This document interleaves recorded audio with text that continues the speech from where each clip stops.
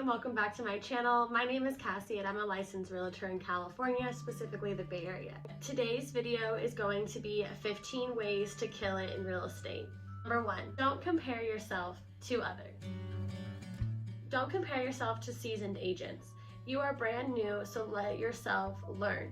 Everyone else was how you were at one point, so comparing your success to theirs is only going to hurt you and only going to deter you from actually succeeding.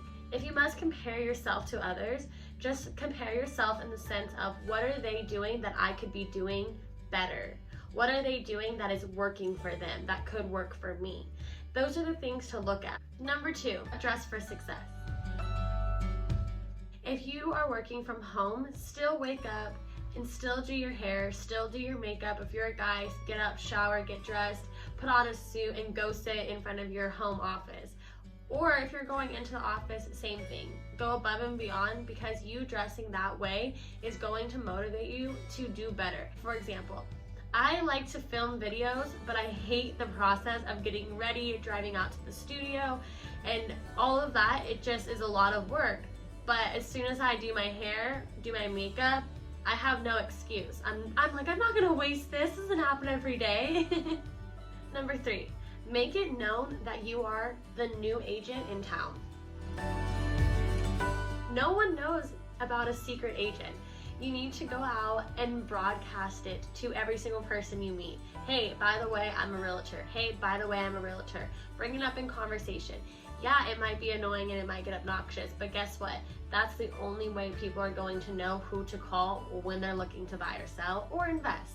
To go along with that, I would also recommend to keep people updated with the ups and the downs of real estate, as well as your experiences so far in just your career and your timeline.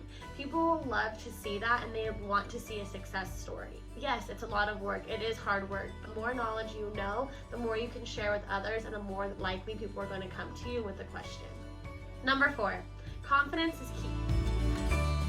As a 23-year-old agent, I already have that disadvantage of people not wanting to work with me because I'm young, I don't know anything in their opinions, I'm not seasoned enough, I don't have a track record as long as the next person. If you carry yourself in that sense, with that confidence, you know how to answer the question. You have a great listing presentation. You go above and beyond for your buyers. You post those testimonials. You post that video. You get your name out there and you show them.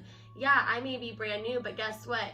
The new ones are the ones who are grinding really, really hard because we're trying to make a name for ourselves. Don't knock the young agent and don't get discouraged just because you are young.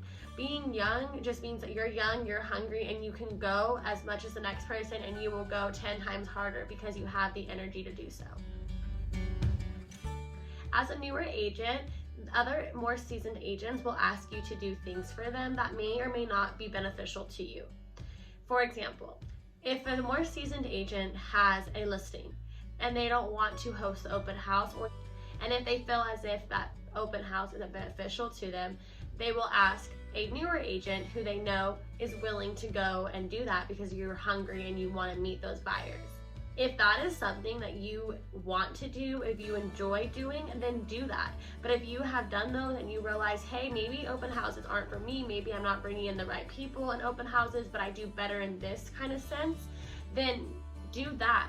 Because why keep doing something that's not working? This is your time as a new agent to try out different things. So try the open house, try the showing appointments, try driving around your clients, try all these different things and see what works for you. Try out different brokerages, research different things, because the more you know, the better off you'll be. Number 6, find a mentor or look for a mentorship program. So for example, my brokerage, Realty One Group, offers a mentorship program as a newer agent. As you get onboarded into Realty One Group, you have an agent that you will work with as your mentor. They are your go-to person, your buddy system. Any questions you have, they are more than happy to help you. And I have great mentors over here. I found my mentors through my brokerage. A lot of people will ask, how do you find a great mentor? You have to look in your area. Also look into the brokerage that you're interviewing. As a new agent, you're interviewing the brokerages. If you really want a mentor, you have every right to say no to a brokerage because you would rather go to another one that has a mentorship program. Number 7, set goals for yourself and surround yourself with like-minded people. This is something that I've noticed that I need to start surrounding myself with people that have like-minded goals as me, that want to keep me motivated. I've found that the people who do have goals, that do have aspirations, are the ones that are motivating me to keep going. Those are the people that I want to surround myself. It doesn't have to just be agents, just anybody in general that you notice has success. Success means something different to each person, but just make sure you find somebody that at least wants to achieve success. Number 8, I would suggest to go to these networking events where you can meet other agents and other lenders and things like that. But know that you're going to that to meet like-minded people as you. You're not going to that to network, to meet potential clients. You need to value your time. So if that is something that you find is valuable, because instead of going out with your friend, you would rather go to a networking event where you could just have conversations with people that have the same thoughts as you, or good conversations with other people, then I would recommend doing that. But know that you're doing that to meet people as friends and as colleagues, but you're not meeting these people as clients. These are also other agents that are competing for the same thing that you are. Number 9, watch the top producing agents in your area. See what they're doing that makes them successful. For me, it would be, who do I see the most on my social media that is my local agent? If I weren't an agent, who would I reach out to? Number 10, follow more seasoned agents and listen to how they talk, how they communicate, how they present themselves, and what they say in each situation. That is going to help you evolve into a more resourceful realtor. Number 11, build as you go. No one's expecting you to make $1 million in your first week as an agent. Build as you go. The more you show people that you're learning, you're educating yourself, and you're trying to be a better version of yourself, be the best agent that you can, and the more that you show that, the more people are going to be more enticed to work with you, because they're going to know this person grinds day in and day out for themselves. They will do that for me as well. Number 12, keep up on your sphere of influence. Make sure you're following back around with everyone that you've met, everyone that you've gotten in contact with. The more you're in contact with them, the more they're going to remember you.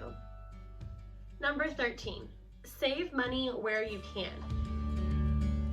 As a new agent, you're going to have a lot of expenses, from your association fees to your brokerage fees to your testing fees. You will have a lot to pay for. Don't spend your money unless you have to starting out.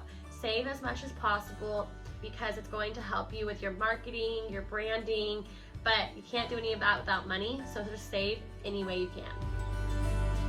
Number 14, set goals for yourself, build your planner, follow through with your day, set deadlines, and stay focused. Number 15, give daily affirmations on your success and on the abundance of success to come in the future.